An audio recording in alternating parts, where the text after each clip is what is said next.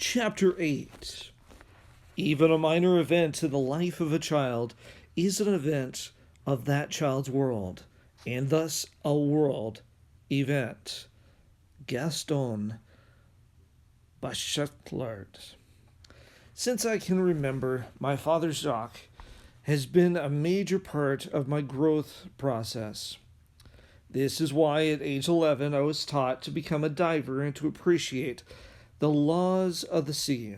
My father has always respected the ocean and was intent on giving me a strong education of the language he had spent some 30 odd years learning and understanding, namely that which encompassed the ocean and its wonderful inhabitants, both large and small, playful and dangerous.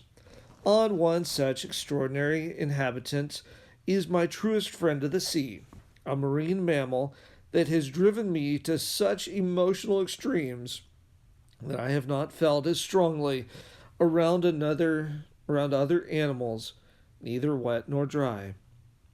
Since I can remember, I have always been fascinated by the dolphin and its life in the sea. Whenever I saw them in my travels on the ocean, I would jump to the bow of the speeding boat to await their frequent surfacing. Sometimes I would catch them in one of their more common moods, that of play. This was and still is the most exciting part of my interaction with these incredible mammals. Needless to say, my diving life has been peppered in a special way by countless interactions with dolphins. Of a handful of especially memorable dolphin encounters, the one meeting which I will never forget happened when I was 14 years old. It was a dark event that would mark and haunt me until this very day. This is the story of an unforgettable dolphin encounter. It was the summer of 1983, and my father had arranged a vacation to the Whitsunday Islands, which lie about 10 miles off the mid North Queensland coast in Australia. To get to the Whitsunday Islands, we had to endure a 400-mile drive in a Ford station wagon packed to the brim with an assortment of dive and camping equipment, not to mention a 15-foot Zodiac inflatable boat and a 40 horsepower onboard motor. The jammed car more resembled a sardine can than with wheels and a stereo blaring Michael Jackson's Farewell My Summer Love. I remember understanding what it might feel like to be a sardine marinating in a can of oil, especially after my 3-year-old sister, Tamerlan, gleefully decided to empty an entire bottle of suntan oil down my neck as I snoozed next to her. I had been meaning to ask her what she was thinking for the longest time. After a grueling 8 hours of sardine therapy, we finally arrived to our destination, a small coastal town called Shute Harbor, which is considered by many to be the gateway to the Whitsunday Islands. It was a typical Australian summer day, hot enough to cook an egg on the sidewalk. Humidity you could almost swim in, and to top it all off, not a breath of wind.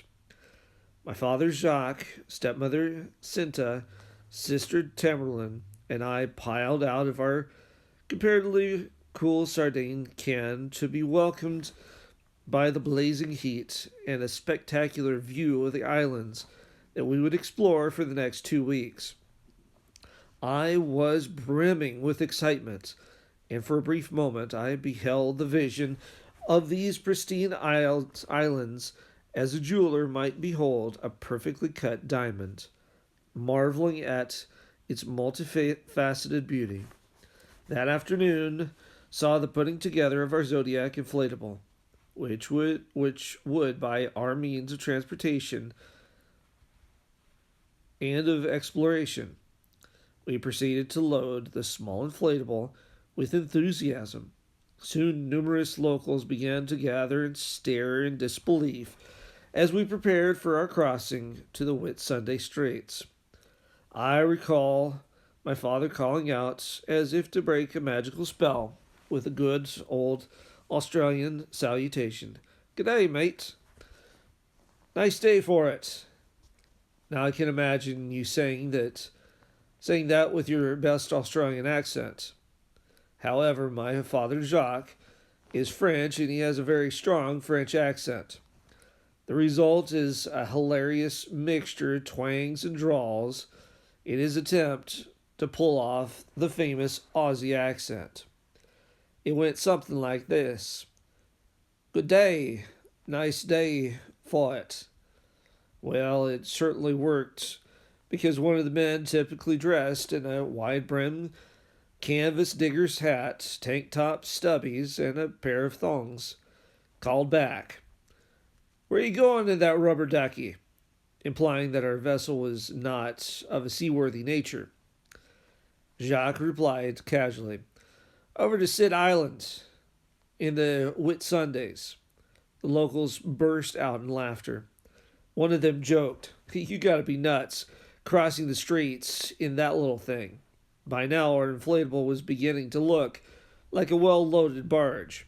My father always felt like lively adventures were the result of well motivated crew and a mixture of common sense and spontaneity. Jacques just kept loading various equipment as he mostly ignored the onlookers' comments. Then, after a short time, seized his opportunity and casually replied with a mock air of seriousness, "After Sid Islands, we intend to plot a course to Fiji, weather permitting, of course." Now, for those of you who are not aware, Fiji lies some 1,300 nautical miles to the east of the Whitsunday Islands. It was a hilarious sight. A dozen or so locals with their mouths hanging wide open and their faces showing a look of surprise, more suited to a UFO sighting. This lasted about 5 seconds as my father interjected once again with his strong French accent. "Don't worry, fellas. I've been around inflatables for 36 odd years and am well aware of their limitations. And today is a ripper day for the crossing, and no, we are not going to Fiji in this inflatable." My father had carefully planned the crossing according to the predicted weather. It was as planned. The ocean was flat as a pancake, and as far as crossings go, flat is fantastic, especially in an open deck inflatable. Without any hesitation, we motored slowly out to the calm Whitsunday Straits and made our way to Sid Island. It was the beginning of a very memorable adventure. We spent almost a week camping on the uninhabited pebbly beaches of Sid Island, diving in the coral-rich sea, water skiing behind the inflatable, exploring the surrounding bays and inlets of the island. We used up all the available compressed air in our scuba tanks and needed to refill them in order to keep diving. So we decided to move to a nearby resort island some 5 miles away. Hamilton Island has a marina and dive shop. It was from here that we spent a full week of intensive, fun-filled diving adventures, where every successive dive seemed more enjoyable. It was as if I was under the influence of a powerful tonic. Looking back, I realized that I was on the best elixir of all, the one that we sometimes take for granted, probably because it's so readily available. That wonderful drug we call life. It was on the last day of our vacation that we would witness a tragic incident. It was a devastating moment which marked the awakening of my true awareness in life. We were just finishing a 60-foot dive around against the jagged cliffs of a nearby island. I remember it precisely. The winds were blowing from the northeast in light gusts, and the ocean had taken on a particularly brittle effect in the surface. The sky was an overcast gray color, somewhat resembling the ashes of freshly burned wood. My father and I were de-gearing from the dive and excitedly talking to each other about all the wonderful things we had seen. I was intent on learning from these experiences, so I asked many questions about the marine animals we had seen and on the relevant diving theory that my father was teaching me in order to become a professional diver. We were about to strip off our wetsuits when, out of the corner of my eye, I noticed a dolphin some 50 yards away. I bounded enthusiastically to the bow of the Zodiac and, without hesitation, began excitedly to heave in the anchor. My father manned the motor, and slowly we approached the dolphin, who seemed to be swimming in our direction. As I looked on intently, my joy abruptly faded when I saw that the dolphin was having difficulty swimming. From the dolphin's mouth protruded a long piece of what appeared to be either a part of a large diameter rope or a hunk of trash.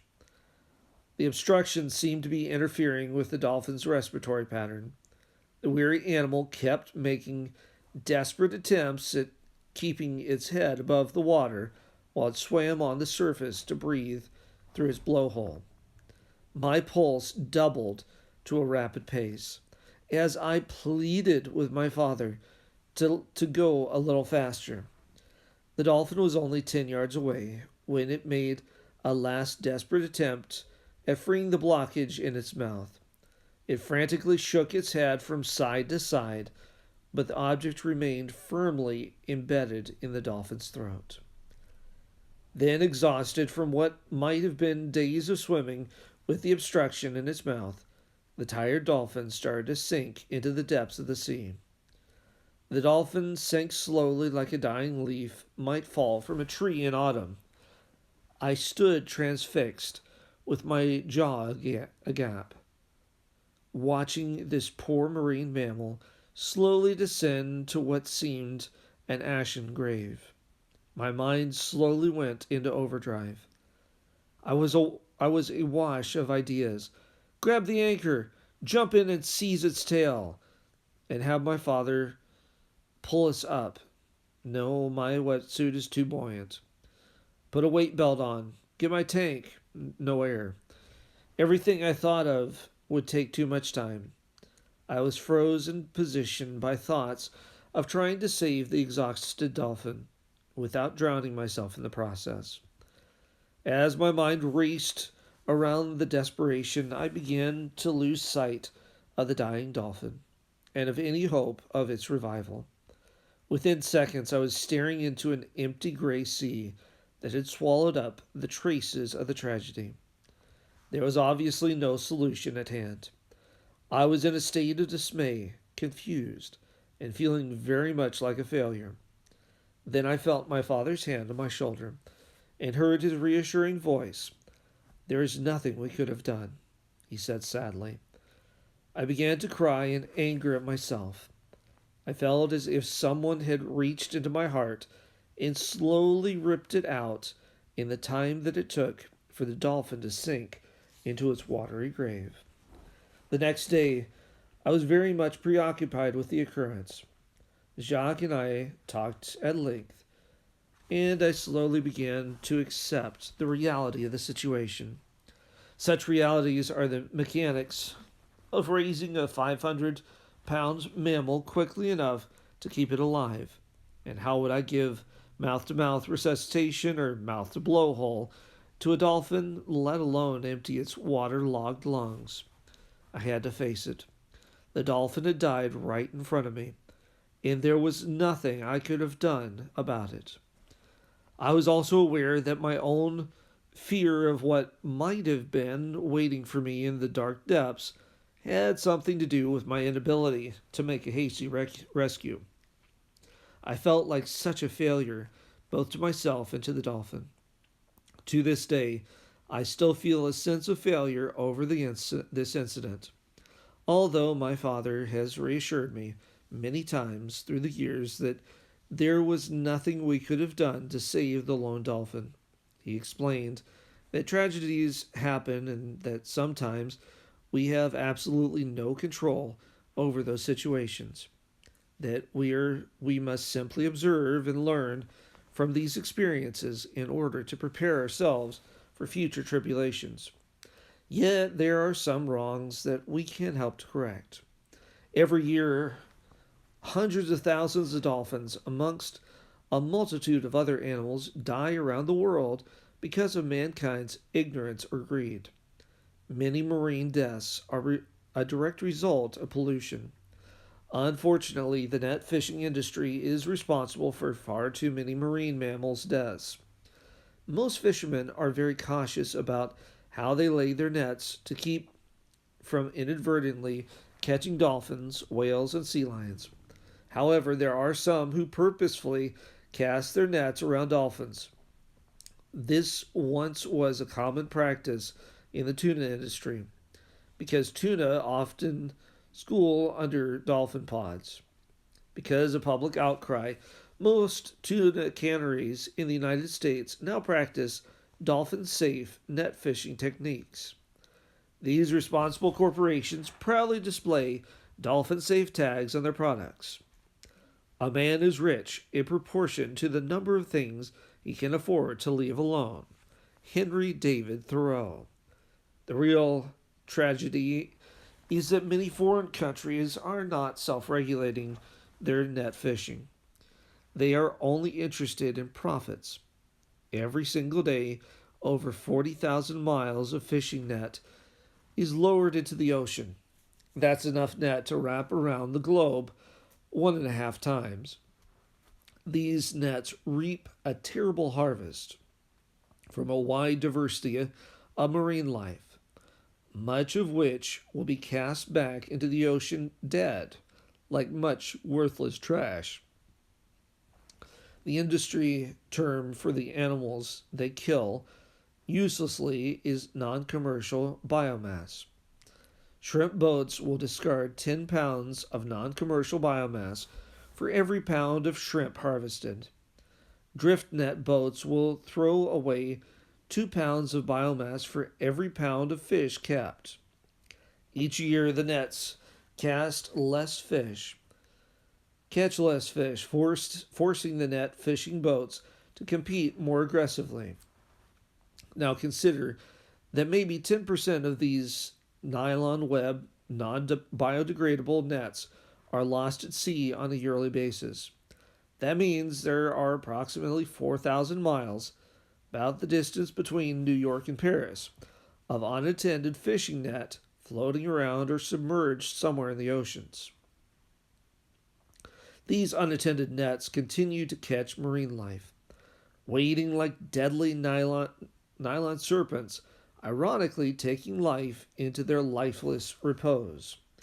A logical way of reducing this global hazard could be to fabricate nets from biodegradable materials.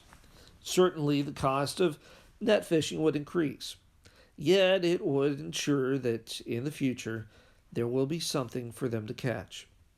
It's not difficult to imagine that the world would be a very lonely place for man without the animals. For a moment, imagine the underwater world where dolphins and other marine creatures deal with the reality of navigating safely through mankind's pollution and lost nets. It seems only fair, being the formidable race we say we are, that a certain responsibility for our actions be assumed and that we begin to see ourselves as trustees of this planet. To the lone dolphin, you will remain a part of my ways and thoughts throughout my life. May you help us all to swim together in a sea of understanding, and may your children teach us the wonders of life that we often forget to observe. Every action has an equal and opposite reaction. Sir Isaac Newton.